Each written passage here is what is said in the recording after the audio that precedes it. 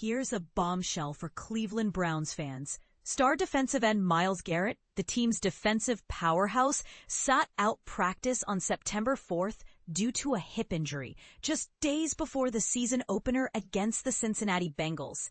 And this is the part most people miss. Garrett's absence could be a game changer, especially against a team he's historically dominated. But will he suit up?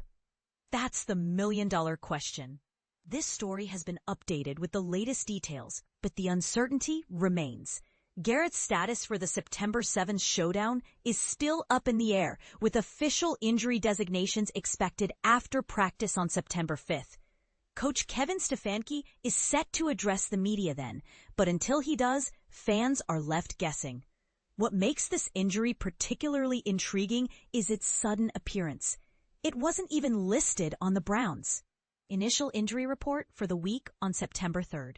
Meanwhile, defensive tackle Mike Hall Jr., who was the only player sidelined that day, returned to practice on a limited basis, his first time back since off-season knee surgery.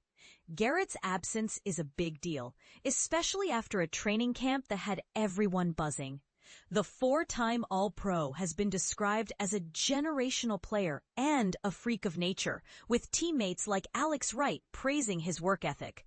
Myles takes his time to prepare, Wright said. Whether it's core work or focusing on the smaller muscle groups, he does what it takes to be the player he is. With expectations sky high, think 13 to 14 sacks or more, Garrett's potential absence leaves a massive void. But here's where it gets controversial. Garrett's history against the Bengals is nothing short of remarkable. In 12 games, he's sacked their quarterbacks 13 times, including 9 on Joe Burrow alone, the most against any quarterback in his career. Burrow himself admitted, he can win the game if you let him. You have to game plan around him. If Garrett sits, the Bengals offense might breathe a little easier. But is that enough to shift the balance? Garrett's durability has been a hallmark of his career.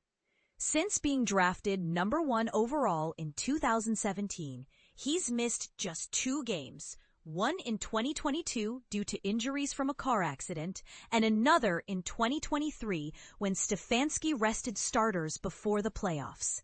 His recent 4-year, $160 million extension with the Browns underscores his value, though it came after a public trade demand that raised eyebrows.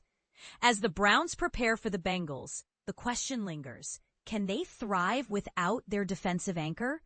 And if Garrett does play, will he be at full strength? Here's a thought-provoking question for you. If Garrett's absence becomes a reality, does this tilt the odds in the Bengals' favor? Or will the Browns' depth step up to fill the void? Let us know what you think in the comments.